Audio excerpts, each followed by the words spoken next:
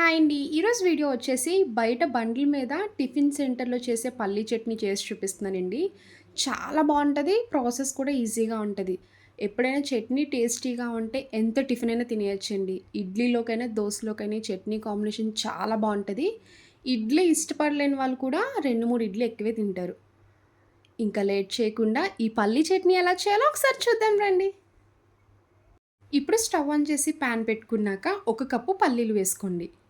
వేరుశనగ గుళ్ళు వేసుకున్నాక పచ్చివాసన పోయే వరకు నిదానంగా ఫ్రై చేయండి. పల్లీలు పచ్చిగా ఉన్న టేస్ట్ బాగోదు. మరీ మాడిపోయినా కూడా చట్నీ టేస్ట్ అస్సలు బాగోదండి. స్టార్టింగ్ మీరు పల్లీలు ఫ్రై చేసినప్పుడే మీడియం ఫ్లేమ్‌లో పెట్టుకొని బాగా ఫ్రై చేసుకోవాలి. చూడండి వీడియోలో చూపిస్తున్నట్టు పల్లీలైతే చక్కగా ఫ్రై అయిపోయాయి కదా! పల్లీలు ఫ్రై అయినట్టు తెలియాలంటే పల్లీలు పైన పొట్టొచ్చేస్తున్నట్టు ఉంటదండి. అలా ఉంటే మాత్రం కంప్లీట్‌గా ఫ్రై అయిపోయినట్టే. చూసారు కదా! ఇలా పల్లీలు ఫ్రై చేసుకున్నాక, ఇప్పుడు ఈ పల్లీలని ఒక ప్లేట్‌లో వేసుకోండి. ఇప్పుడు అదే ప్యాన్‌లో ఒక స్పూన్ నూనె వేసుకోండి.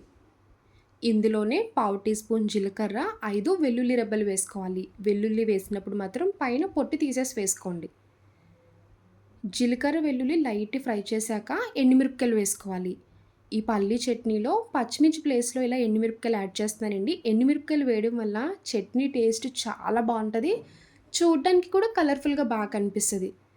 మీరు కారం ఎంత తింటారో చూసుకొని ఎండుమిరపకాయలు వేసుకోండి. నేనైతే ఒక 8 వరకు వేసుకుంటున్నానండి. ఇలా ఎండుమిరపకాయలు వేసుకున్నాక లైట్‌గా ఫ్రై చేయాలి. ఇలా ఫ్రై చేసుకున్నాక ఇందులోనే చిన్న సైజు ఉల్లిపాయ ఒకటి తీసుకొని కట్ చేసి వేసుకోండి. ఒకటి చిన్న సైజు టమాటా. ఈ చట్నీలో చింతపండు యాడ్ చేయమండి. చింతపండు రీప్లేస్‌గా టమాటా వేస్తున్నాం కాబట్టి టేస్ట్ బావుంటది. పులుపు కూడా బ్యాలెన్స్ అయిపోద్ది. ఉల్లిపాయ, టమాటా వేసుకున్నాక టమాటా సాఫ్ట్ అయ్యేలా ఫ్రై చేసుకోవాలి. ఉల్లిపాయ కంప్లీట్‌గా ఫ్రై చేసుకోనక్కర్లేదండి. పచ్చివాసన పోయేలా ఫ్రై చేయండి. చూసారు కదండీ వీడియోలో చూపిస్తున్నట్టు టమాటా పైన ఇలా తొక్క సెపరేట్ అయిపోయిందంటే టమాటా ఫ్రై అయిపోయినట్టే. ఉల్లిపాయ కూడా ఇలా ట్రాన్స్‌పరెంట్ కలర్‌లోకి చేంజ్ అవ్వాలి. ఇలా కంప్లీట్‌గా ఫ్రై చేసుకున్నాక ఇప్పుడు ఇంకా స్టవ్ ఆఫ్ చేసుకోండి. కొంచెం చల్లారే వరకు పక్కన పెట్టుకొని అప్పుడు మిక్సీ జార్‌లో వేసుకోవాలి. ఇలా చల్లారాక మిక్సీ జార్‌లోకి వేసుకొని ఇప్పుడు ముందుగా ఫ్రై చేసుకున్న పల్లీలు వేసుకోండి. పొట్టు తీసుకోనక్కర్లేదండి. ఇలా డైరెక్ట్‌గానే వేసుకోవచ్చు. ఇందులోనే మీ టేస్ట్‌కి తగ్గ ఉప్పు వేసుకోండి. కొంచెం కొత్తిమీర వేసుకోండి. టేస్ట్ చాలా బావుంటది. ఇలా డైరెక్ట్‌గానే వేసుకొని కొంచెం వాటర్ యాడ్ చేసుకున్నాక మూత పెట్టి మిక్సీ చేసుకోండి. ఇలా చట్నీ మెత్తగా మిక్సీ చేసుకోవాలి. చూసారు కదా! ఇలా గట్టిగా ఉంటే దోసలో వేసుకోవచ్చండి. ఇడ్లీలో వేసుకున్నప్పుడు కొంచెం వాటర్ యాడ్ చేసుకొని పల్చగా వేసుకొని తింటేనే చాలా బావుంటది. చూడండి చట్నీ చాలా సింపుల్‌గా అయిపోయింది కదా! ఇలా బౌల్‌లోకి వేసుకోండి. ఇప్పుడు తాలింపు రెడీ చేసుకోవచ్చు.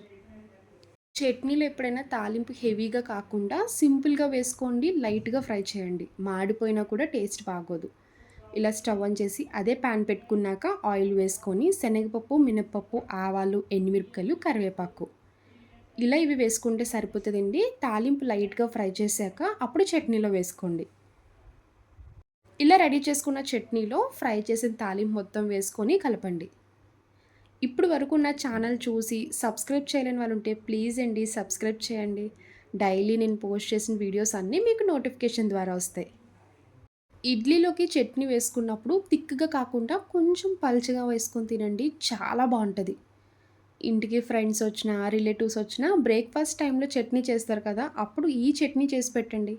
100కి 100 మార్కులు ఇచ్చేస్తారు. నేను గ్యారంటీ చెప్తున్నానండి. చాలా చాలా బావుంటది. మళ్ళీ చేయమని అడుగుతారు. చూసారు కదా పల్లీ చట్నీ. నా వీడియో మీకు నచ్చితే లైక్ చేసి, షేర్ చేయండి. ఫస్ట్ టైమ్ చూసేవాళ్ళు ఎవరైనా అయితే ప్లీజ్ అండి సబ్స్క్రైబ్ చేయండి. బాయ్ అండి.